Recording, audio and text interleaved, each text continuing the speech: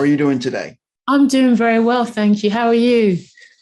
I am incredibly excited to talk to you about this movie. I loved it so much. I'm so glad to hear that. That's great news. I'm sure everybody who's coming in the room to talk to you is going to be raving. So, enjoy it's going to be a tough day doing press. It's lovely to get feedback, to know that people have been waiting so long to see the project. And it's lovely to know that, the hard work that we've put in is worth it for sure. It's nice to hear that. So thank you.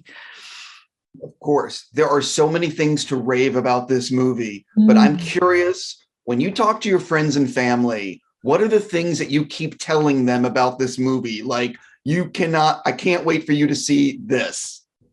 I have a friend who, as soon as she found out I was doing this, she's like, oh my God, the ornithopters. She went crazy wild. And I was like, I didn't realize that she was such a fan. And there are so many people that I know who have had this book in their life since they were children, who I've never seen them geek out in a way that they do. It's a real eye opener to see who the Dune fans really are. They're different. They're different to I don't want to say the average sci-fi fan, because that's not fair either, but they're not what you expect. And I've had lots of people telling me about their mums, their mother-in-laws, people who are in their 60s. So it's wonderful to know that the ages of all the different fans it's so vast. It's a world that for once so many people can come together in appreciation of.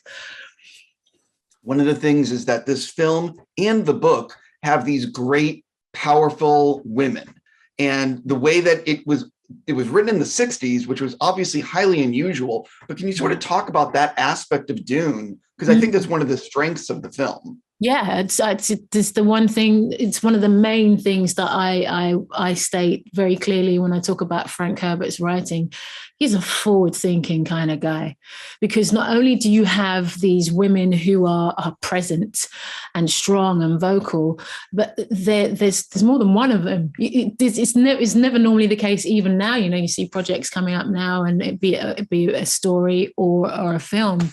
It's normally just the one. So to have a few, and then of course, as we know how the dynasties roll out with the rest of the storytelling, there are more to come, which is extraordinary. And to me, that's how things should be now. So the fact that it occurred 60 or almost 60 years ago, I salute the guy and say thank you very much, because I wonder if he hadn't have done that, what would things have been like now? He influenced so many aspects of sci-fi storytelling that you kind of go, well, yes, there need to be more. And this is the conversation that we're having today. There need to be more of us females on screen. But he was ahead of his time. So I always keep questioning, what would Frank have written now, and how would things have been different? And that for me makes me, I take a certain amount of confidence in knowing that he would have been, once again, even further along than we are now, which is how do you think about that?